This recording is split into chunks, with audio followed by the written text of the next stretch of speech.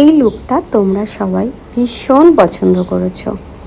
এই লুকটা আমি কিভাবে রেডি করলাম আর কোন লোকেশানে গিয়ে, আর আমাদের লোকেশানে গিয়ে কাজ করতে কতটা কষ্ট হয়, সবটাই এই ছোট্ট একটা ব্লগের মধ্যে তোমাদেরকে তুলে ধরবো।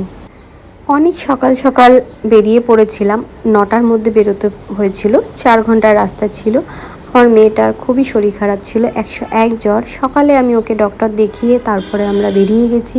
যেতে যেতে মায়ের দর্শন হয়ে গেল। খুবই ভালো লাগে যখন এই রাস্তাটা দিয়ে যাই। আমার ছাত্রীরা বগুলা থেকে চলে এসেছিলো, ওদেরকে নিয়ে বেরিয়ে পড়েছি। এই যে তারকেশ্বরের ওপর দিয়ে যাচ্ছি।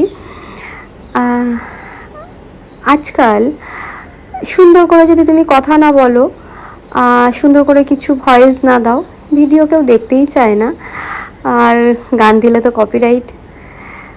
তার জন্য ভাবলাম এত ব্যস্তর মধ্যে দিয়েও কিছু করার নেই, সবার কাছে আমার কাজটা পৌঁছে দিতে হবে। তার জন্য আমি ভয়েস দিচ্ছি, কারণ তোমরা বুঝতে পারবে যে লোকেশানে কিভাবে পৌঁছাই, কিভাবে যে যাই, কতটা কষ্ট হয়।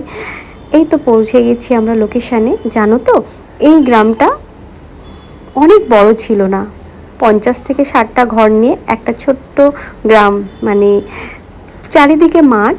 আর এই গাছগুলো দেখলে এগুলো সব আলু গাছ ছিল। তো পৌঁছে গেছি, গিয়েই দেখছি ডেকোরেশনটা খুব সুন্দর করেছিল, তোমরা দেখতেই পারবে পুরো ভিডিওতে।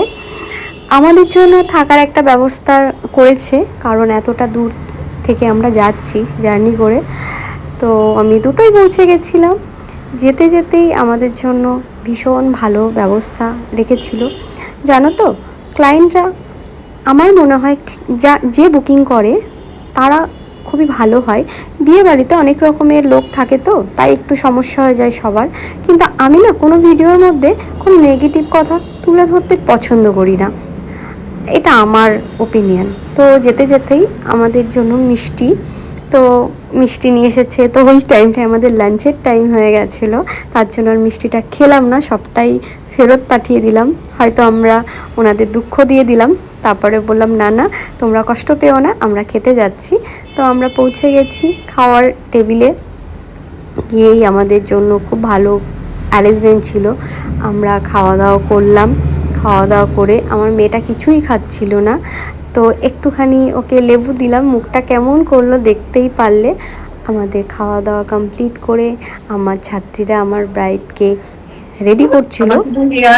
তো আমার ব্রাইড এখানে বলছিল যে খুব সাটাল, খুব সফট মেকআপ হবে। তো আমি সেইটাই মাথায় রেখে ওকে করার চেষ্টা করেছি। আমার মেয়েটা যেহেতু শরীরটা খারাপ ছিল, আমার কোল থেকে একদম নিচে নামছিল না। আমি এই কাজটা না পুরোটা করেছি আমার মেয়েকে কোলে নিয়েই। হয়তো অনেকে ভাববে এটা হয়তো মিথ্যে বলছি, না, এটা ক্লায়েন্ট নিজে মুখেই বলবে, তোমাদেরকে পরে শুনতে পারবে। তো ওর ইয়ার ব্রাশ ছিল, খুব সাটাল একটা মেকআপ চেয়েছিল। আমি চেষ্টা করেছি ওকে একটা সাটাল মেকআপ দেওয়ার জন্য। তারপরে লাস্ট ফিনিশিং যেটা আমাদের থাকে রিসেপশানে, সেটা হচ্ছে সিঁদুর পরানো। তো সিঁদুর পরতে পরতে আমার ক্লায়েন্ট কী বলছে একটু শুনে নাও। খুব সুন্দর লাগছে, খুব খুব খুব সুন্দর, মানে পুরো রানী রানী লাগছে। মেকআপটা করতে কষ্ট হবে, এতটা সুন্দর লাগছে। মানে আমি সত্যি বলছি, আজকে মানে আমি যতটা ভেবেছি তার থেকে অনেক ভালো। তারপরে বেবি নিয়ে এরকম কাজ করা, মানে এটা প্রচন্ড প্রশংসনীয়, মানে সত্যি কালা টিকা আমাকে ওটা ম্যাগনেট আনিয়ে দিতেই হবে। আমাকে বলে দিয়েছে যে কালা টাকা দিয়ে দিতে যেন নজর না লাগে। আর একটা কথা তো বলবে প্লিজ, আমাদের কাজ এই যে ভিডিওর থেকে কি সামনে বেশি, সামনে আরো যেটা তুমি বলছিলে, একদম আরো গ্লো হচ্ছে, আরো কালা টিকাটা কোথায় নেবে তুমি বলে দাও। ব্রাইট কালা টিকা নেবে, দেখো খুব মিষ্টি লাগছে সত্যি কথা। তোমরা শুনতে পেলে যে আমার যে ক্লায়েন্ট ছিল সে কতটা প্রশংসা করছিল, বারে বারেই বলে যাচ্ছিল। প্রথমে একটু কেমন করছিল, বাট যখন ফাইনালটা মানে কমপ্লিট হয়ে গেল, ফাইনাল হলো লুকটা, তখন গিয়ে একদম প্রশংসায় ভরে দিল যে আমি তোমাকে বুকিং করে ভুল করিনি। এরকম লুক পেতে হলে অবশ্যই নিজেদের স্পেশাল আমাকে বুকিং করতে হবে। আর আমাদের নেক্সট ব্যাচ শুরু হচ্ছে এপ্রিল থেকে। তো যারা যারা আমার কাছে কাজ শিখতে চাও, এরকম কাজ করতে চাও, অবশ্যই সিট বুকিং করে নেবে। তো আজকের জন্য এইটুকুই, চলো টাটা, সবাই ভালো থেকো।